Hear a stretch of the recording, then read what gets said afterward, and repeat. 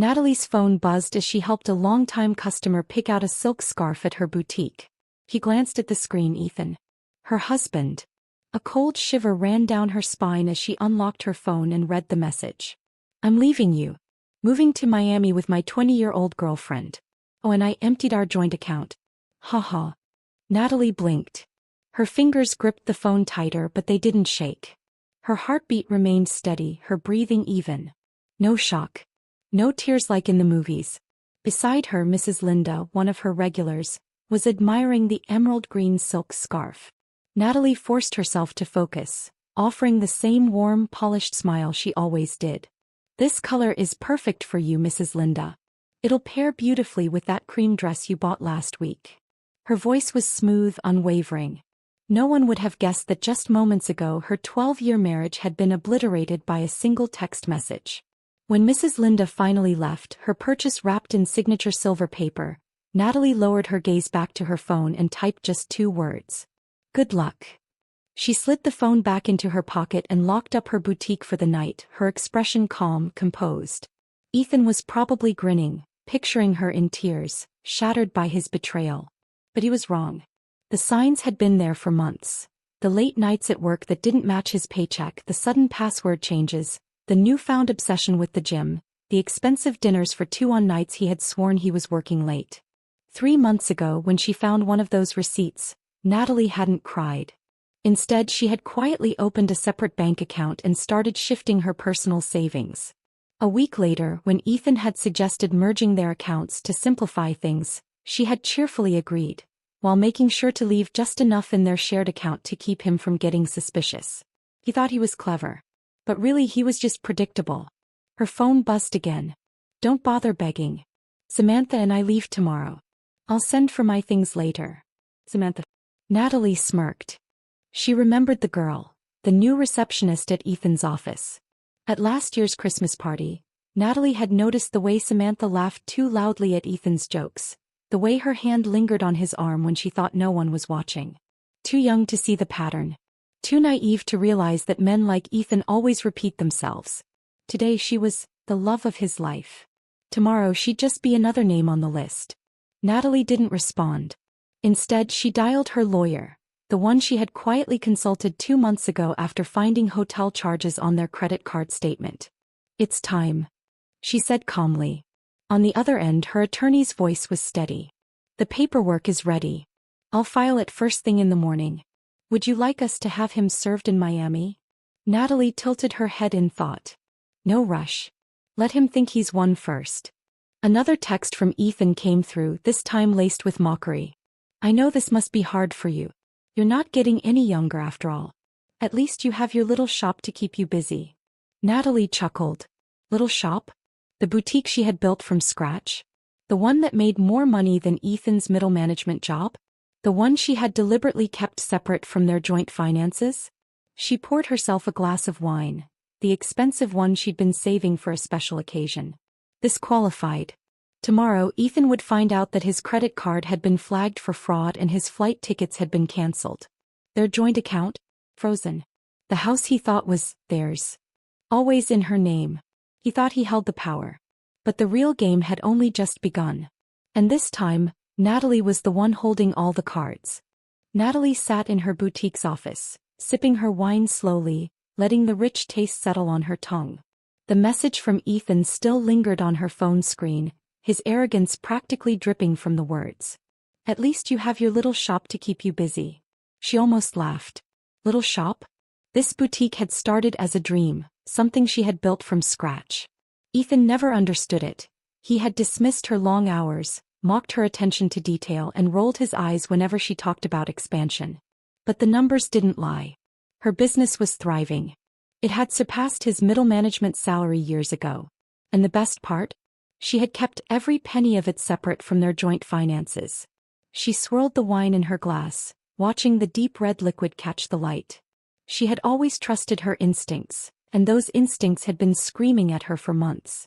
Ethan had been sloppy, texting late at night, stepping outside to take calls, coming home with the faintest trace of perfume that wasn't hers. At first she had hoped she was wrong. But hope was for fools. 3 months ago she had found the receipt. A dinner for two at a five-star restaurant on a night he had claimed to be working late. That was the moment she stopped wondering and started preparing. The very next day she had walked into a different bank and opened a private account under her name only.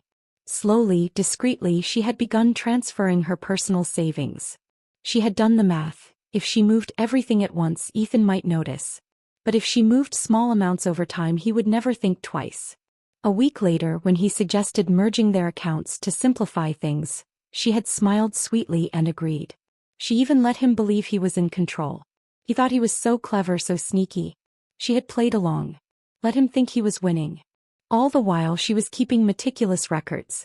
Every suspicious expense, every hotel charge, every business trip that didn't add up. Her phone buzzed again. "You're being childish.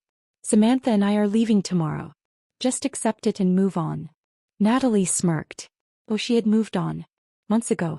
She opened her laptop and scrolled through her files. She had compiled everything. Screenshots of his texts, credit card statements, transaction histories. Her lawyer had told her that preparation was key, and she had taken that advice to heart. The joint account Ethan had emptied had exactly 2 months' worth of regular deposits, just enough to keep him from getting suspicious. The rest? Safely tucked away. She clicked on a folder labeled Legal and reviewed her notes. Bank accounts. All personal funds transferred to private accounts. House deed, in her name only. Ethan had begged her for years to add him, but she had always refused. Just in case, she had told him. Business ownership. 100% hers. Every legal document proved it. Suspicious transactions. Every questionable expense logged, every receipt stored. Her lawyer had been impressed. "Most women come to me after the damage is done," she had said. You've already built the firewall."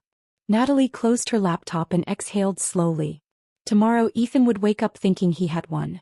He would strut through the airport hand in hand with Samantha, completely unaware that their tickets had been flagged for fraudulent charges. He would reach the hotel expecting luxury, only to find that the reservation had been cancelled. And then when he tried to use his credit card, declined. She had checked his credit a long time ago. Maxed out. Another thing he had lied about. He had been planning his grand escape on borrowed money, thinking he could land on his feet. Too bad he was playing against someone who always had a backup plan. Her phone rang. It was her lawyer. "I've filed the paperwork. The emergency hearing is set for Monday." Natalie smiled. "Perfect. He's going to be furious. Let him be." She hung up and poured herself another glass of wine. Ethan had underestimated her. He had thought she would cry, that she would beg, that she would be lost without him. Instead, she was already 10 steps ahead.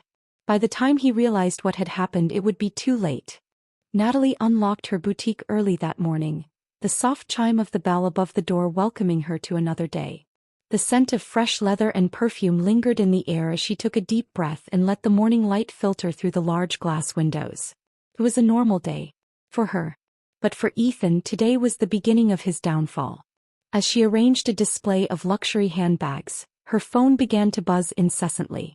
She glanced at the screen, unsurprised to see a string of frantic messages from Ethan. "What the hell?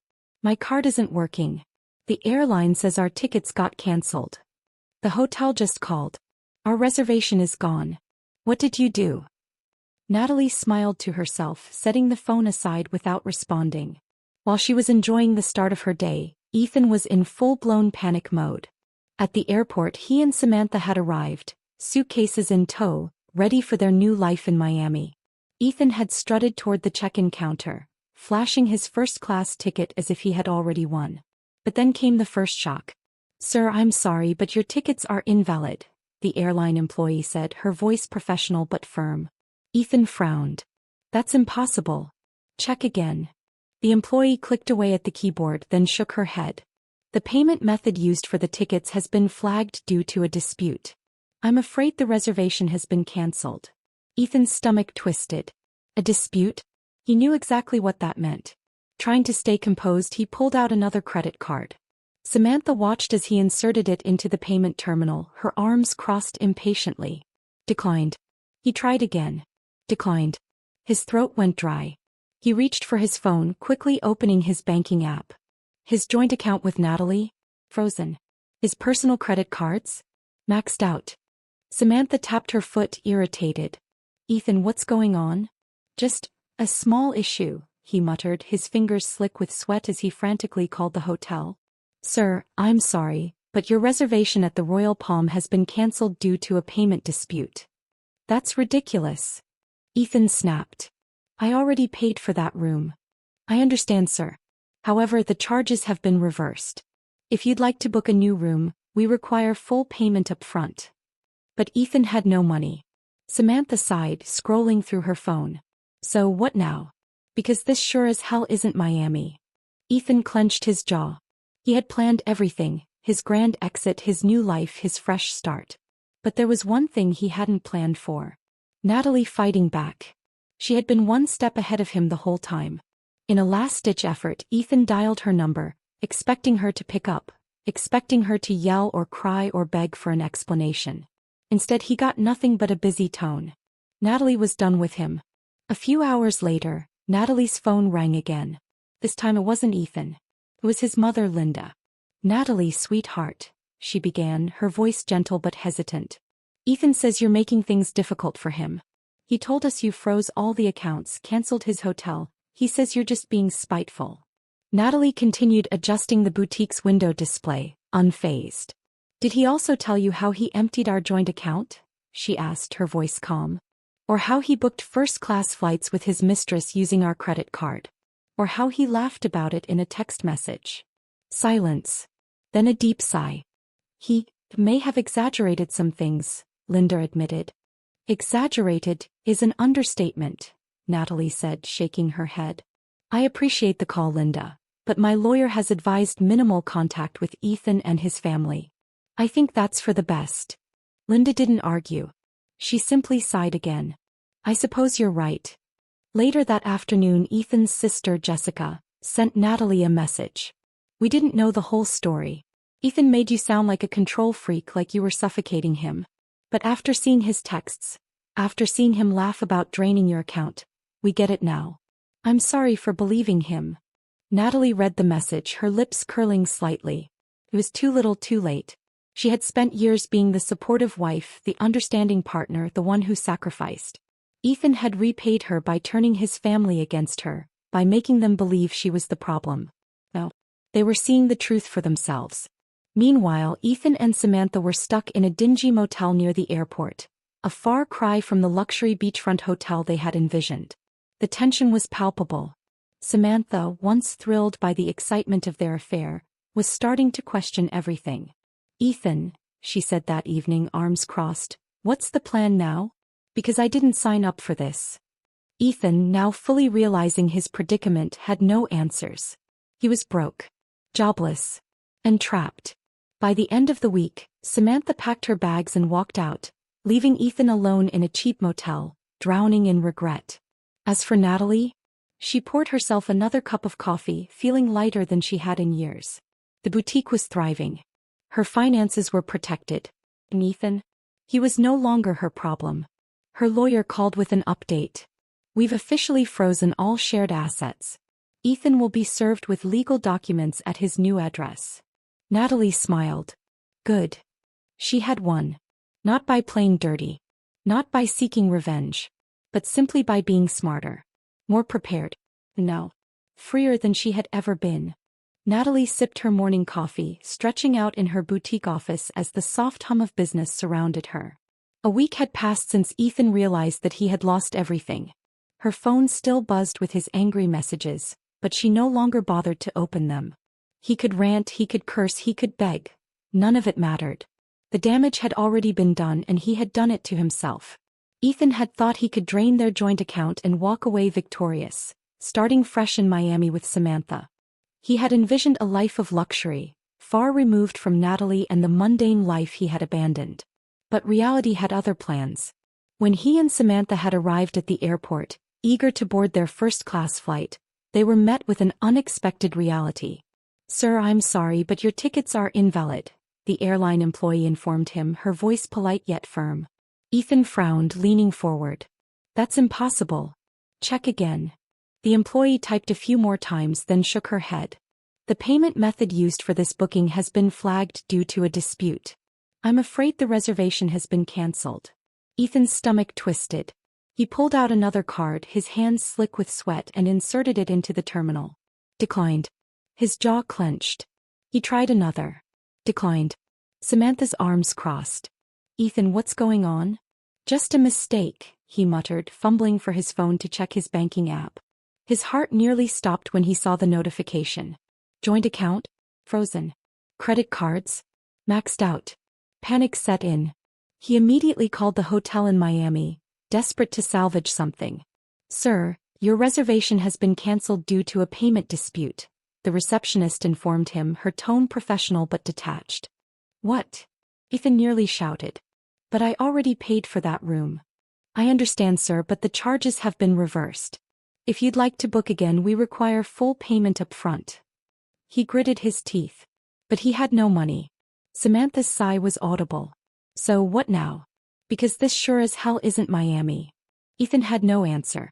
Later that afternoon he made one last desperate attempt. He called Natalie. She didn't pick up. The line rang and rang before going to voicemail. He was done with him.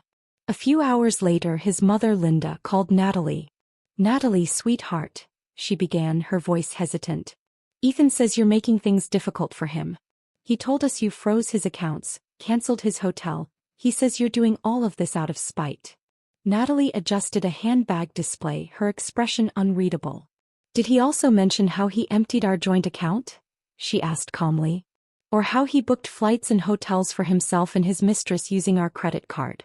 Or how he laughed about it in a text message? There was a long silence. Then a deep sigh. He may have exaggerated some things, Linda admitted. Exaggerated? Natalie scoffed. I appreciate your call, Linda, but I've been advised to have minimal contact with Ethan and his family. I think that's best. Linda didn't argue. She simply sighed again. I suppose you're right. Days later, Ethan's sister Jessica sent Natalie a message. We didn't know the full story. Ethan made you sound controlling, like you were suffocating him. But after seeing the texts, after seeing him brag about draining your account, we get it now. I'm sorry for believing him. Natalie read the message, lips curling slightly. Too little too late. She had spent years being the supportive wife, the understanding partner, the one who sacrificed. Ethan had repaid her by turning his family against her, making them believe she was the problem. No. They were finally seeing the truth. Meanwhile, Ethan and Samantha were stuck in a dingy motel near the airport, a far cry from the luxury beachfront hotel they had imagined. Tension simmered between them. The thrill of their affair had faded, replaced with the reality of financial ruin and uncertainty. Samantha, once enamored with Ethan's so-called confidence, was starting to question everything. Ethan, she said one evening, arms crossed, what's the plan now? Because I didn't sign up for this. Ethan was silent. She huffed. I should have known. You didn't actually plan anything, did you? Her words hit him harder than he expected. He had convinced himself that he was in control, that he had outsmarted Natalie. But in reality he had played himself. The next morning Ethan returned to the motel to find that Samantha had left. No text. No explanation. Just a note on the worn wooden table.